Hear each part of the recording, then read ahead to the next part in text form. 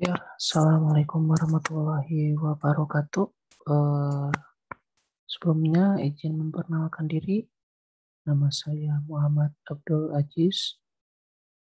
Saya mahasiswa Pendidikan Pancasila dan Kewarganegaraan Tirta. Di sini saya akan membuat video penjelasan mengenai hasil translate ataupun terjemahan buku dari judul buku Intellectual Virtues and Education, bagian ataupun bab kedua mengenai bagaimana kebajikan intelektual terkait dengan tujuan dan praktik pendidikan lainnya. Nah, video ini dibuat untuk memenuhi tugas mata kuliah ujian akhir semester dari mata kuliah Sistem Politik Indonesia dengan dosen pengampu Bapak Iqman Nur Rahman. Nah, pembahasan dalam buku bab 2 ini, yang pertama ada berpikir kritis dan kebajikan intelektual, tulisan Harvey Siegel.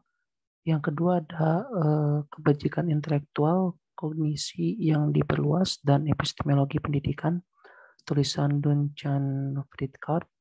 Yang ketiga ada kebajikan kesaksian, tulisan dari Emily Robertson. Yang keempat ada masalah asesmen dalam pendidikan kebajikan intelektual, yaitu tulisan Ben Kotze. Nah, materi yang pertama yang akan kita bahas yaitu mengenai berpikir kritis dan kebajikan intelektual. Nah, pertanyaan pertama,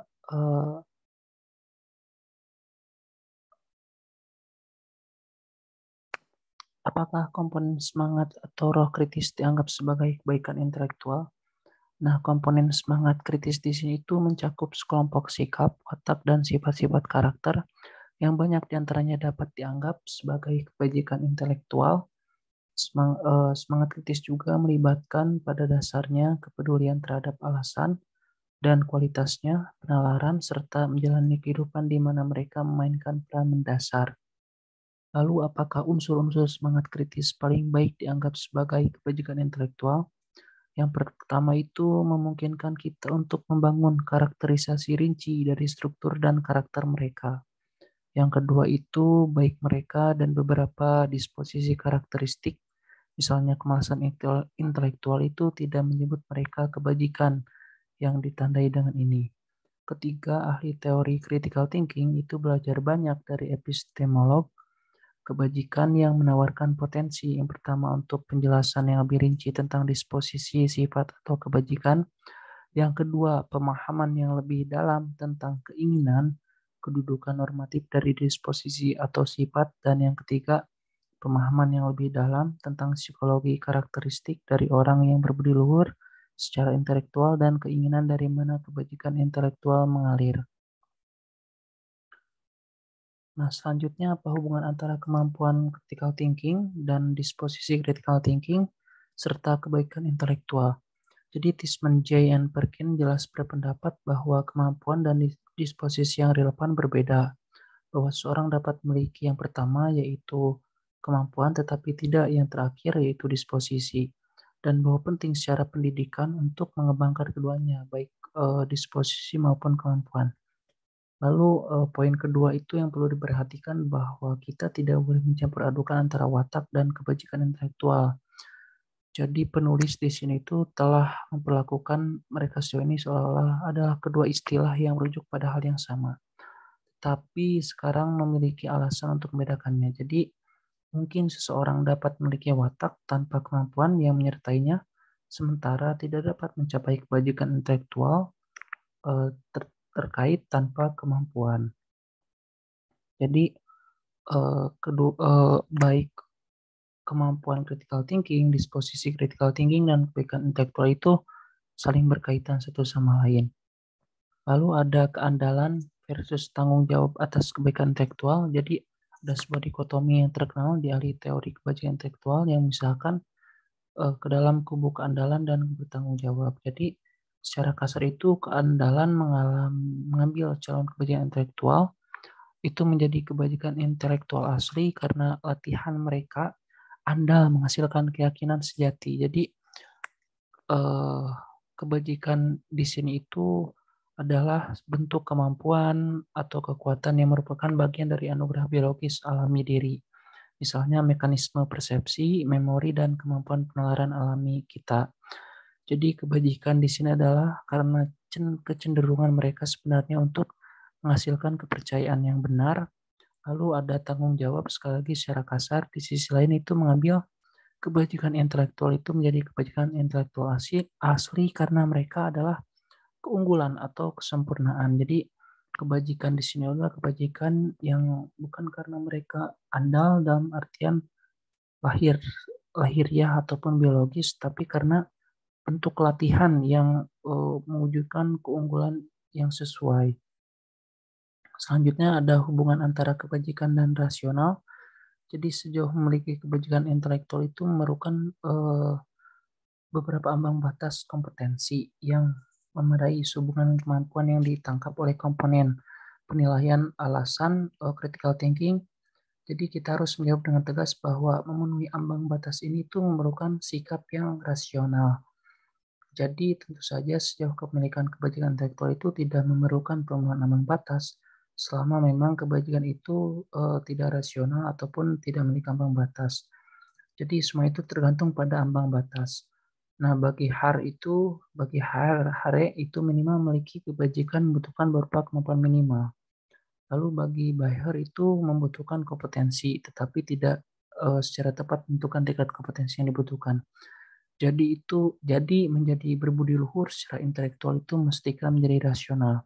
Selama menjadi rasional itu menjadi kompeten sehubungan dengan kemampuan yang diperlukan untuk memiliki kebajikan, seperti yang diperlukan untuk memiliki kebajikan dibangun ke dalam persyaratan untuk itu adalah kondisi yang diperlukan memiliki kebajikan. Kondisi ini secara sepele mengamankan hubungan kebajikan itu memerlukan rasionalitas.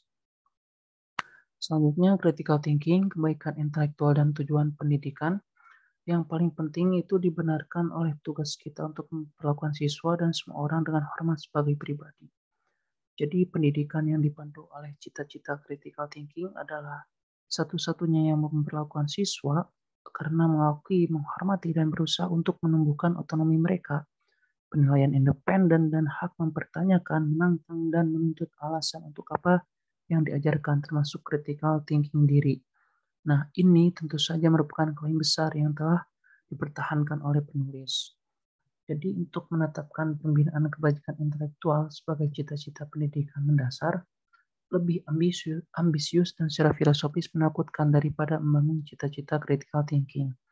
Nah, tentu saja bukan untuk mengatakan bahwa pembinaan kebajikan intelektual itu bukanlah cita-cita yang salah atau salah, tetapi memang untuk mengatakan bahwa cita-cita critical thinking yang pertama memberi kita setidaknya sebagian besar dari apa yang kita inginkan.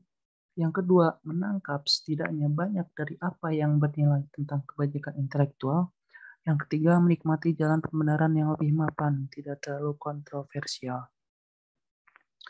Nah, selanjutnya ada kebajikan intelektual, kognisi yang diperluas, dan epistemologi pendidikan. Nah, kebajikan intelektual di sini tuh ada kebajikan intelektual, pemahaman, dan catatan kebajikan teoritis epistemologi pendidikan. Jadi epistemologi kebajikan itu menempatkan karakter kognitif subjek di tengah panggung, di mana ini berarti jaringan yang saling berhubungan antara kognitif terintegrasi subjek, kemampuan kognitif, dan kebajikan intelektual. Jadi sebuah rekening atau tabungan teori mengenai kebajikan dari tujuan epistemik pendidikan, dengan demikian memperlakukan pengembangan karakter kognitif siswa sebagai pusat dari usaha pendidikan. Lalu kebajikan intelektual juga dianggap sebagai ciri-ciri yang membentuk bagian dari kehidupan yang baik dari perkembangan manusia dan dengan demikian harus dihargai untuk kepentingan mereka sendiri dan tidak hanya dinilai secara instrumental dalam hal penggunaan praktis mereka meskipun mereka cenderung praktis atau berguna. Nah, kemampuan kognitif itu sebaliknya biasanya cukup tepat dievaluasi secara khusus dalam hal kegunaan praktisnya. Nah, kita dapat menempatkan poin ini dengan mencatat bahwa orang bijak tidak akan rela melepaskan kebajikan intelektual. Nah, dia mungkin memilih untuk melepaskan kemampuan kognitif jika itu tidak lagi berguna untuk dia secara praktis. Nah, selanjutnya ada epistemologi. kebaikan dan individualisme epistemik anti-individualisme. Nah, jika seseorang menafsirkan epistemologi kebajikan itu dalam garis individualis epistemik, maka seseorang akan diarahkan pada konsepsi epistemologi pendidikan di mana fokusnya adalah pada pengembangan sumber daya kognitif anak yang dipahami secara individual. Nah, selanjutnya pendapat lain yaitu kunci untuk menyelesaikan ketegangan lebih lanjut ini adalah menyadari bahwa epistemologi kebajikan secara alami bersekutu dengan anti-individualisme epistemik. Nah, jadi memang seperti yang akan kita lihat, epistemologi kebajikan ini yang memiliki nilai-nilai intelektual pada intinya tidak perlu takut terikat pada posisi alami ini. Jadi pada bagian berikutnya akan digambarkan seperti apa epistemologi kebajikan yang diperluas, seperti yang disebut dalam pandangan yang dipertanyakan dan menjelaskan peran sentral yang dimainkan oleh kebajikan intelektual dan posisi seperti itu. Nah, epistemologi kebajikan yang diperpanjang. Jadi poin penting untuk diperhatikan tentang integrasi kognitif adalah peran yang dimainkan oleh kebajikan intelektual dalam proses ini. Jadi penulis itu mencatat bahwa di atas bahwa sangat penting untuk proses integrasi kognitif dengan subjek itu menampilkan uji tuntas dalam memanfaatkan perangkat secara epistemik, dan ini akan melibatkan manifestasi kebajikan intelektual seperti kesadaran. Lalu ada manifestasi dari kebajikan intelektual ini tidak terkait dengan integrasi kognitif, melainkan elemen kunci, karena tanpanya kita akan kehilangan pegangan pada gagasan bahwa subjek telah secara aktif mengintegrasikan perangkat ini ke dalam praktik kognitifnya. Nah, poin ini harus mengingatkan kita kepada diskusi tentang kebajikan intelektual sebelumnya, dan khususnya gagasan bahwa epistemologi kebajikan dipahami dengan benar. Mereka memainkan peran menyeluruh dalam ekonomi kognitif seseorang. Lalu ada kebajikan kesaksian. Nah, apa itu kebajikan kesaksian? Jadi tujuan dari kebajikan kesaksian itu adalah untuk mempercayai mereka yang dapat dipercaya, itu orang yang kompeten dan jujur atau tulus, dan mempercayai mereka yang tidak dapat dipercaya, dan tidak mempercayai mereka yang tidak dapat dipercaya, itu orang yang tidak kompeten atau berbohong. Dengan kata lain, tujuannya adalah memberikan otoritas epistemik hanya kepada mereka yang pantas mendapatkannya. Jadi bisa dipahami bahwa kebajikan kesaksian itu sangat berharga karena membuat keyakinan kita yang kedua lebih mungkin benar.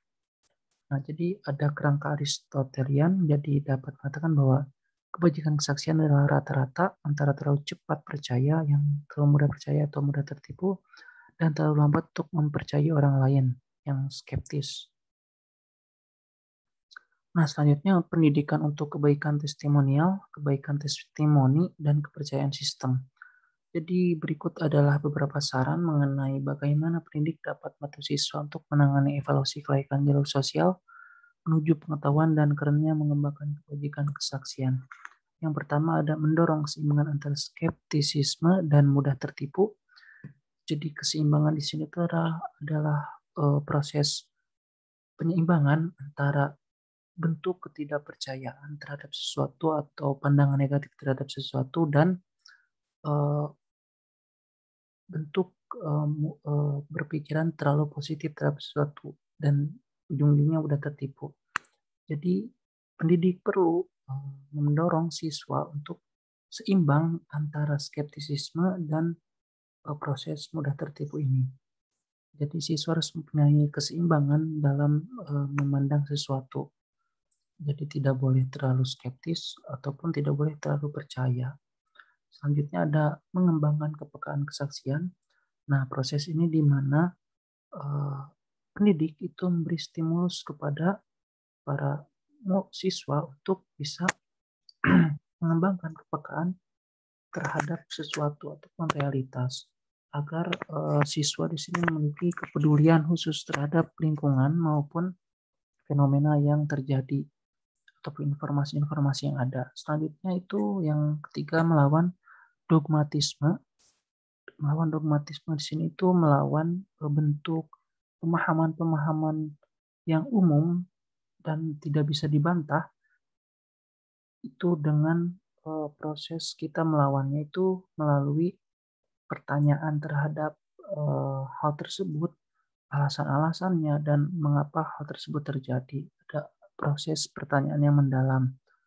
Nah, itu adalah proses untuk melawan dogmatisme yang ada.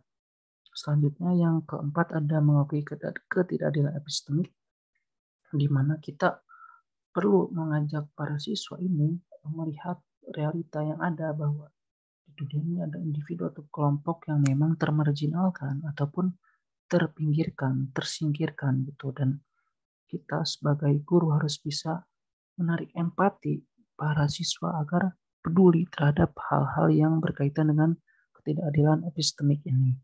Nah, selanjutnya ada keterlibatan politik di mana kita juga bisa mengarahkan siswa ataupun memberikan jalur kepada siswa agar melihat keterkaitan politik ini implikasinya terhadap kebijakan publik maupun terhadap masyarakat secara konkret atau praktis.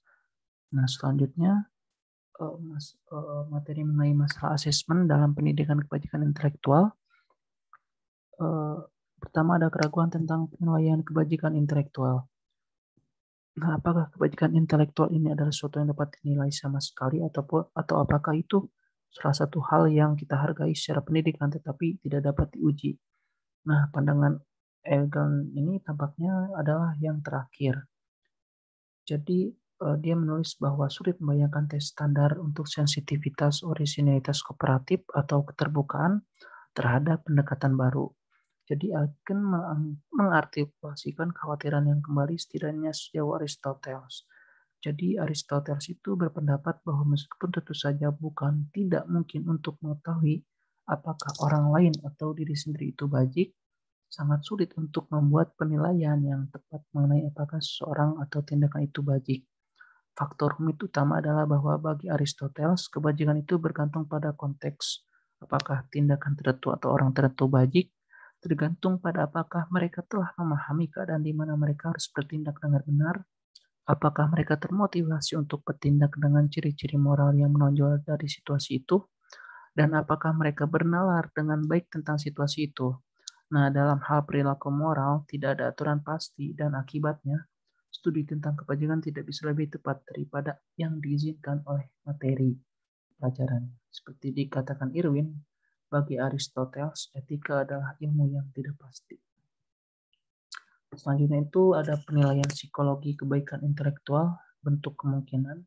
Pertama itu menilai kebajikan moral, di mana proses penilaian kebajikan moral ini seperti uraian di atas adalah bentuk sensitivitas yang memang sulit untuk dicari bentuk indikator-indikator penilaiannya dan memang bersifat abstrak dan sangat rumit dalam proses penilaiannya. Lalu ada menilai personal epistemologi atau epistemic cognition, di mana personal epistemologi ini mencari ataupun menilai dengan indikator yang memang bersifat personal ataupun individu.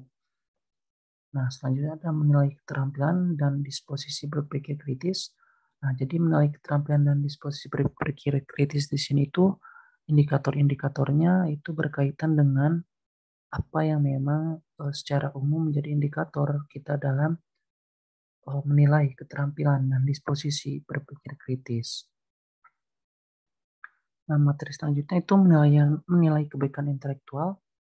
Jadi kaitan ini saya mengambil contoh evaluasi program pengajaran untuk kebajikan yang berhasil.